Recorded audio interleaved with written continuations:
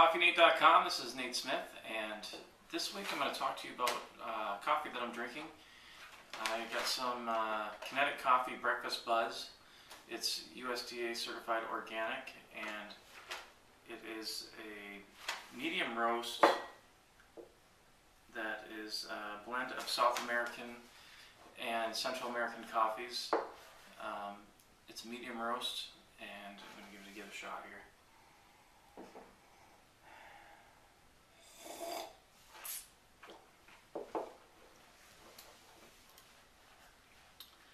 It has a nice acidity to it. It's not extremely bright, but it is definitely got a little bit of tanginess to it, a little bit of a citrus profile, and also it's got a medium body. It's not too heavy, and it goes down nice and smooth. It's great. It says Breakfast Buzz is the name of the blend, and it's also a perfect cup of coffee for the earlier part of the day. I like to have a lighter roast in the morning, and then if I have coffee in the afternoon, I like to have a darker roast, more something smoky or flavored. But this is something that I would use for early morning and to get my day kicked off. And lighter roasts also have more caffeine, so if you are looking for more of a kick, then a lighter roast is the way to go as well. One thing I like about the Kinetic Koffee company is that they actually put the date that the coffee's roasted on the back. Now, lots of coffee in the stores is like 6 months, 8, 10 months old, sitting on the shelf. This was roasted this month. In fact, it was roasted the day it was sent. So, these packages are outfitted with a seal. It's a one-way valve, lets out all of the CO2 that's emitted after the roasting process so that your beans remain fresh. It's always nice to know that you're getting a fresh product, and it's nice that they mark that clearly on there for you.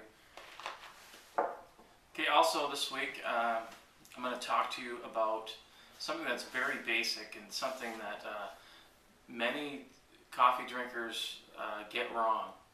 And it's a very important and vital thing, and that is the amount of coffee that you use to make a pot of coffee.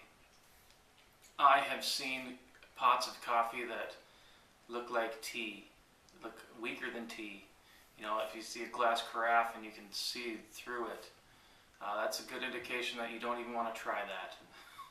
It will be disgusting, it's a guarantee. And if somebody doesn't know how to make coffee, then chances are they're also using garbage coffee on top of that, so it's kind of a double whammy.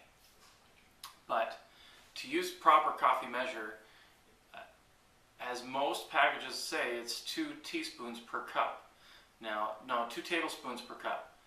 Now, most people don't do that, and what most people do is kind of eyeball it, or they get some kind of scoop, and it's like 1/8 of a cup, and they call that good for a pot, and it's ridiculous, because you're not extracting enough flavor to produce a whole pot of coffee.